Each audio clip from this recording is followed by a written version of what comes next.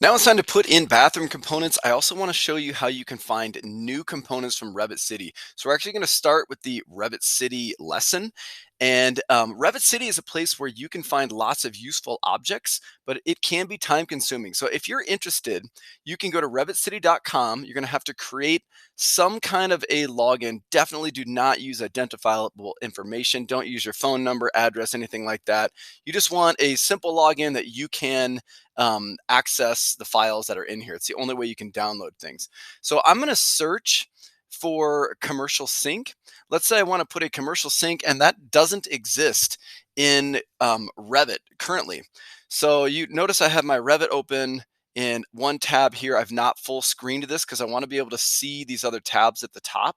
So back into Revit City, I'm just doing a search for a commercial sink, and let's say I want to have this commercial hand washing sink, maybe for my bathrooms, because this looks like a little bit more like maybe what I would find in a restroom. So after you have created your account, you can log into this, and I'm going to click Download Now. And the downloaded file will show up on the bottom here. I'm going to let that go for a second.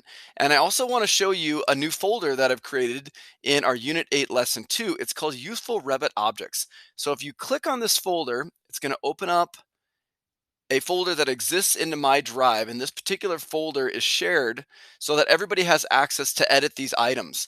So once your thing has downloaded, go ahead and drag it into here, and then it's going to be accessible to everybody.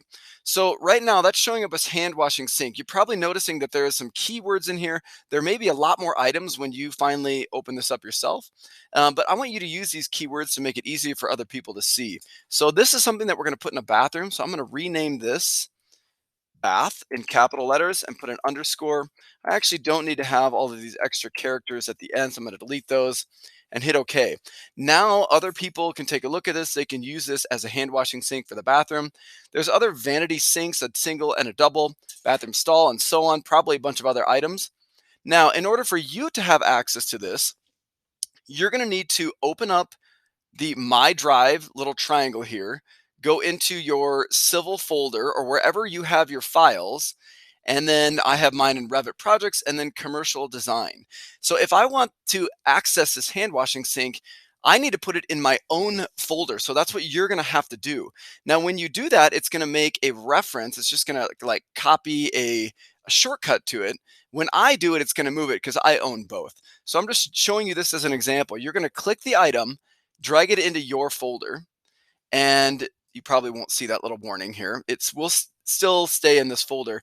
Then if you go to your commercial design folder, whichever one is yours, then you're going to see, oh, I have it here right now. Now, the reason that you want to have it in that is because when you go back to Handy Apps and you go back to Revit, then you can click Component, you can load Family, and you can navigate to your Google Drive and find that item.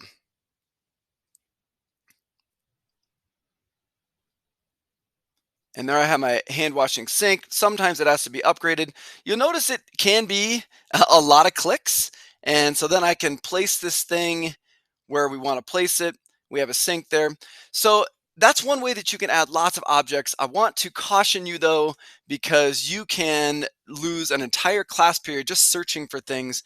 And if it's not critical to your design and you can find something that's similar, that's either already in the commercial design, or sorry, the Revit objects folder that you can drag into your folder and make a copy of, just do that. Or if there's something already in Revit that you can use, just do that.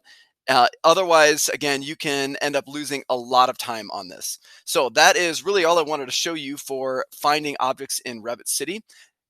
Let's take a look now at how you're going to place objects for a bathroom. First things first, I want to make sure that I am closing up all these extra tabs in the bottom. I'm going to full screen this. And the reason is I want to be able to see these things down on the bottom here. I want to change this to a fine detail. And I also want to go up to View and go to Thin Lines, because you can see all these lines are very thick. It makes it really difficult to see them. If I go to Thin Lines, much easier to see what's going on.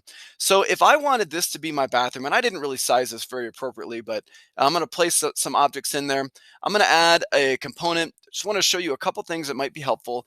If you want to find something, sometimes they're already preloaded. So if I just type in toilet, you can see the commercial wall 3D toilet is already loaded.